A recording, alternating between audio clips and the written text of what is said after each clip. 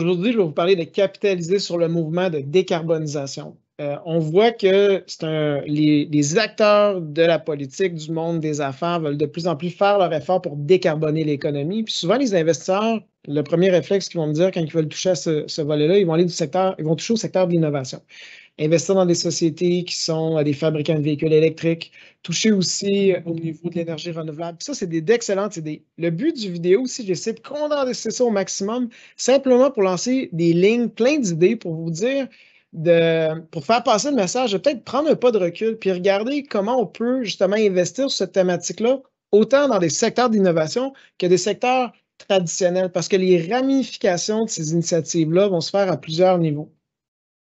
Quand je parle au niveau qu'il y a une grande tendance vers décarboner l'économie, on lit dans les médias et déjà des acteurs politiques ont déjà mis l'accélération est vraiment présente pour mettre sous loi ou dans des projets de loi des initiatives pour vraiment réduire l'empreinte carbonique. Et cette tendance va continuer de croître. Puis les occasions sont immenses. Juste en termes d'énergie, on peut voir vraiment qu'il va y avoir beaucoup plus de capacité à générer de l'électricité sous forme renouvelable dans les prochaines années. On parle de 2030, c'est relativement proche. Même chose pour le secteur des véhicules électriques. Tout ça pour justement avoir une empreinte carbonique beaucoup moins significative. Et c'est très difficile de quantifier tout le potentiel de ce marché total adressable lorsqu'on inclut toutes les facettes qui peuvent être touchées. Puis, quand je parle de l'innovation, oui, l'innovation va faire partie de la solution, mais ce qu'il faut réaliser, c'est qu'il y a beaucoup de sociétés qui ont des technologies sur le marché, qui appartiennent même à des sociétés qu'on pourrait dire plus traditionnelles, qui font partie de la solution, qui vont être simplement davantage utilisées. Et c'est là peut-être que vous allez trouver une manière de toucher à ce secteur-là d'une manière un peu plus prudente, plus défensive. Les grandes thématiques, quand on parle justement de réduire une empreinte carbonique, il y en a plusieurs, mais les grands thèmes, je pense qu'on peut parler, c'est le secteur de la construction qui va être affecté, le secteur industriel et du transport, puis finalement la génération d'énergie électrique. On va regarder un peu comment on peut aborder ces grandes thématiques-là et ainsi que d'autres.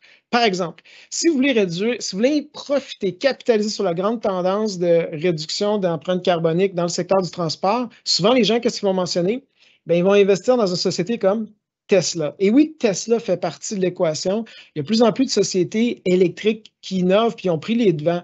Cependant, les fabricants traditionnels de plus en plus prennent leur place. Entre autres, les gens sous-estiment à quel point il y a des manufacturiers étrangers qui sont en train, autant en Allemagne qu'en Chine, qui innovent beaucoup dans ce secteur-là. Selon plusieurs spécialistes, en fait, la Chine sera probablement le deuxième plus important exportateur de véhicules électriques dans le monde entier. On peut penser à la société Geely qui est propriétaire de Volvo.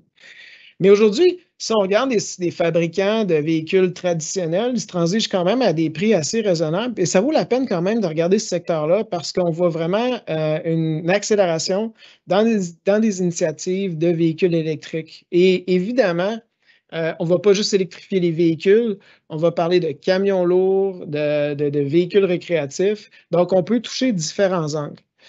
Dans le secteur routier, le transport routier, comment on peut justement décarboner notre portefeuille ou même justement essayer de profiter de cette tendance-là?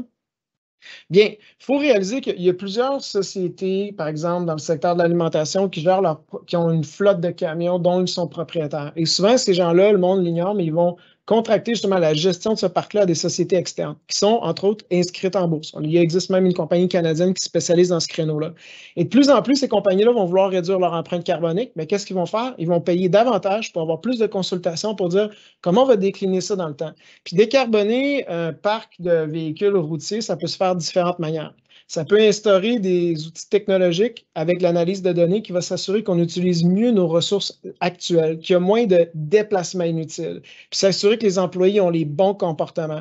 Il y a même des outils qui vont nous permettre de s'assurer que les véhicules ont une pression au niveau des pneus qui est saine pour assurer qu'on ne sollicite pas trop justement davantage d'énergie.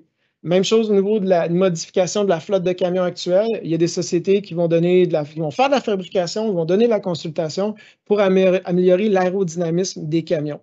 Il y a une autre société, par exemple, qui me vient en tête, Cummins, qui est basée aux États-Unis, qui, elle, manufacture des moteurs de véhicules et de plus en plus, elles ajoutent des composantes pour réduire les émissions de gaz à effet de serre pour les moteurs de diesel. Parce que d'une manière pragmatique, il faut réaliser que la transition ne se fera pas aussi rapidement qu'on voudrait et il y a des modèles d'affaires traditionnels qui vont s'adapter, ils vont s'améliorer, mais ils font partie encore justement de la solution.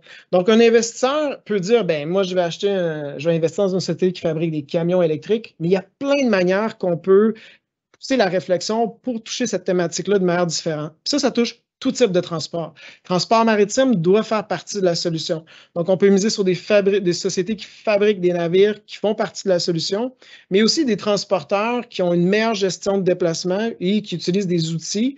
Et des fabricants de ces outils-là aussi sont disponibles, sont indépendants, sont listés en bourse pour accélérer la transition vers des sources d'énergie qui sont plus propres.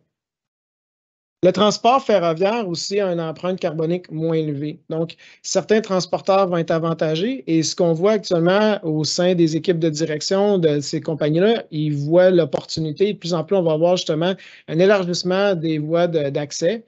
Puis autour de ça, on a même une société québécoise, Stella-Jones, qui peut tirer profit justement de l'expansion du transport ferroviaire. Là encore, je ne veux pas nécessairement faire une recommandation sur le titre, mais c'est de pousser les investisseurs à pousser la réflexion, de se dire comment je peux tirer avantage, parce qu'il y a des manières au deuxième, troisième degré qui peuvent me permettre de profiter de ce phénomène-là. Évidemment, quand on parle de décarbonisation, on parle d'énergie. Ça va être le nœud de la guerre. Il y a différents types d'énergie qui vont nous permettre de réduire notre impact. Le coût énergétique tend à baisser dans l'énergie renouvelable, que ce soit dans le solaire. Donc, il y a des sociétés qui fabriquent des panneaux solaires.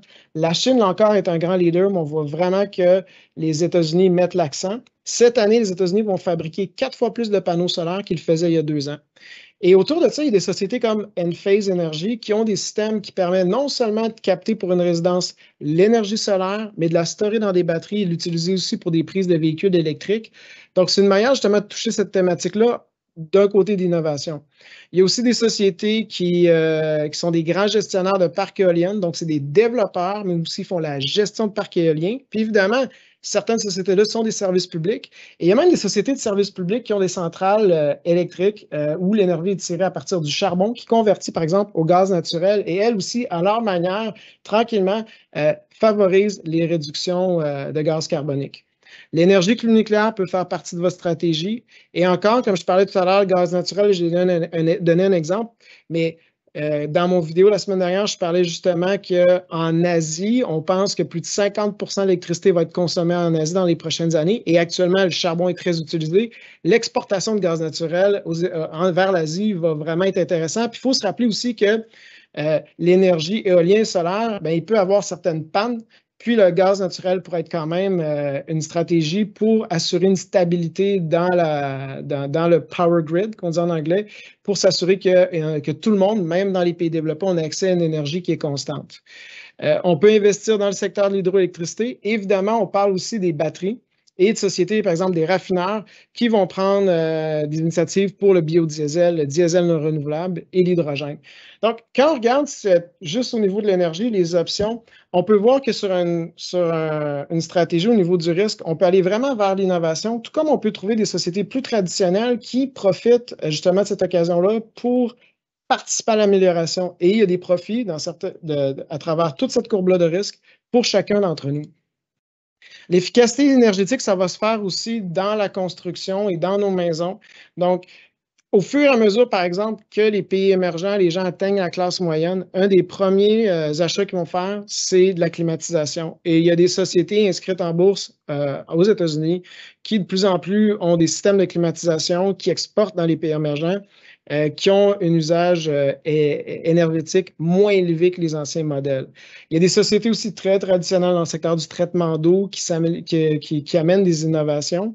Puis, je parlais tout à l'heure de Cummins qui fabrique des moteurs d'énergie, mais aussi une division au niveau de la filtration de l'air et de l'isolation pour s'assurer que les maisons n'ont pas de perte inutile énergétique.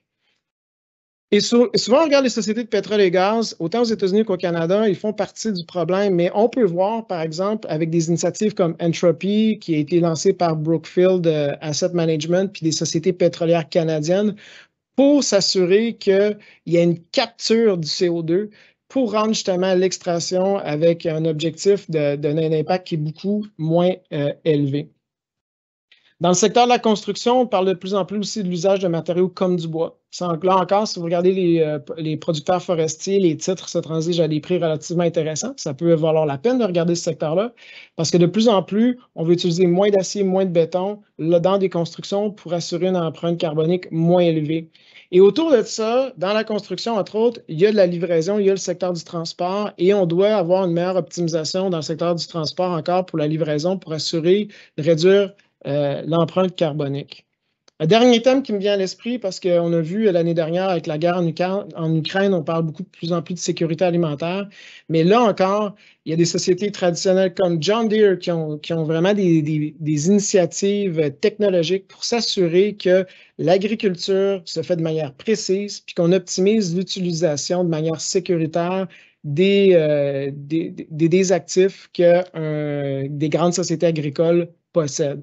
Dans le secteur du fertilisant aussi, on veut faire plus avec les terres agricoles qui sont disponibles. Donc, on peut voir là encore qu'il y a du potentiel. Le dernier point que je vais mentionner, c'est au niveau des matériaux. Derrière tout ça, ces investissements massifs en infrastructure, on va avoir besoin de métaux de base, entre autres. Le cuivre, ça fait plusieurs années qu'on a peu investi dans le secteur des métaux de base. Et quand on regarde l'offre qui reste relativement stable et la demande qui est à venir, on peut voir quand même qu'il peut y avoir, entre autres, dans le secteur du cuivre et d'autres métaux de base ou des éléments chimiques d'avenir, une hausse de la demande. J'ai lancé ça rapidement en jet, mais tout ça pour vous dire que si vous voulez décarboner votre portefeuille, si vous voulez voir, si vous voyez une grande tendance, il faut prendre le temps de faire une pause puis se dire, OK, qu'est-ce que je peux faire? C'est quoi les opportunités? Puis quand on pousse la réflexion, on peut aller beaucoup plus loin.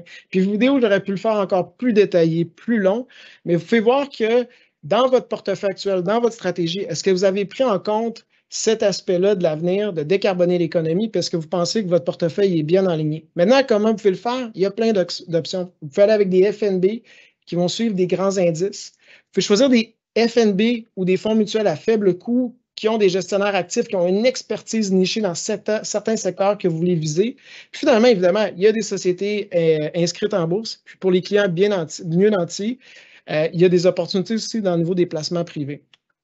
Donc, j'espère que vous avez apprécié ce rapide coup d'œil au niveau de différentes alternatives qu'on peut avoir en termes d'investissement pour participer à la décarbonisation de l'économie. Puis, je vous souhaite une bonne réflexion à ce sujet. Merci beaucoup de m'avoir écouté.